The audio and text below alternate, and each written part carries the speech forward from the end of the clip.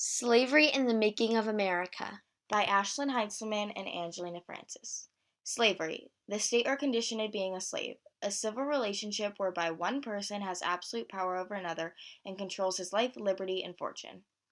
Can you imagine that? This terrible practice occurred in the very place we call the home of the free and the brave. This whole mess came together after a series of events. First off, the Caribbeans started using slaves to harvest sugar.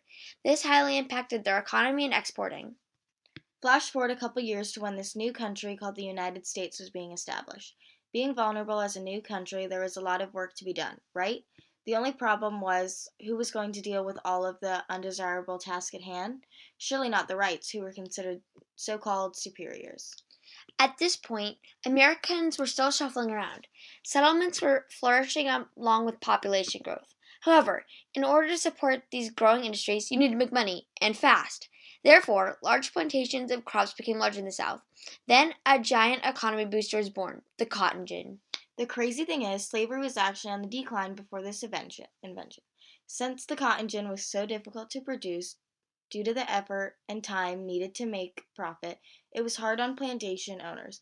But now with this new cotton gin, cotton production was on the rise, along with the need for laborers. Some might say Eli Whitney, or the creator of the cotton gin, is the real villain here. And, we don't blame you. Perhaps if he had never created the gin, slavery would have never become so huge. Who knows? All we do know is that it did, and African Americans were being imported into America as slave trade became bigger than ever. This then caused the economy of the South to practically solely rely on slave labor and the harvesting of their crops.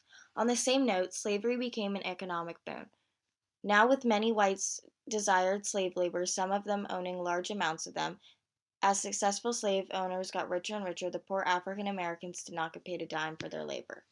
Picture working super hard in terrible conditions and getting no paycheck at the end of the day. No thanks. Anyways, not only were these slaves getting way overworked, but also getting terribly mistreated. Among with this practice, rape, starvation, disease, and unjust punishments were extremely popular. Because of this, the morality of slavery started a debate that would last the entire duration of the practice. The North-South debate is one that would tear the Union apart. The South, which heavily relied on slave labor, felt it was extremely necessary. On the contrary, the North was a big manufacturing industry. Therefore, slave labor was not nearly as possible.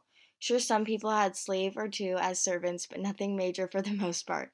Therefore, there was more room for them to question the morality of slavery.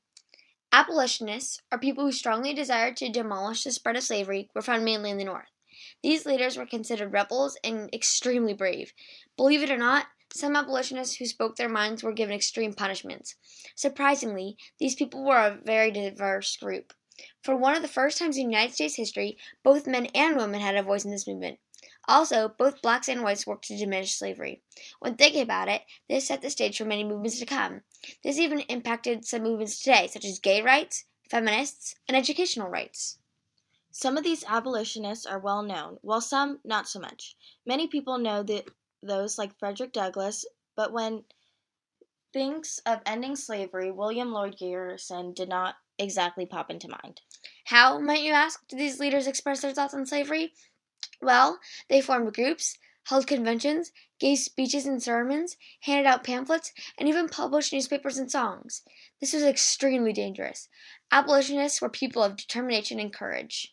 So all these superheroes of the time were fighting to end slavery. The very cause in which they were fighting for was impacting the nation in a variety of ways. The impacts of slavery were not limited to just African Americans, but America as a whole. African Americans influenced America's development regarding political, social, religion, and reform. Some music, in fact, is a great example of this. Jazz, a very popular genre in the United States history, originated from African Americans, also influenced other genres as well. Many say R&B music stemmed off from jazz. Also, religious services were impacted as well. Many sermons consist of a pattern originated from the influence of slaves brought to America, as well as some of the cuisines and more. Along with these influences that have changed both the past and current day times, the effects of slavery are still in play today. Racism is a constant struggle and obstacle many still face. Despite the fact the civil rights movement occurred, the scale is still unbalanced in many locations all around the world. We, along with many others, hope to one day see a world of total equality.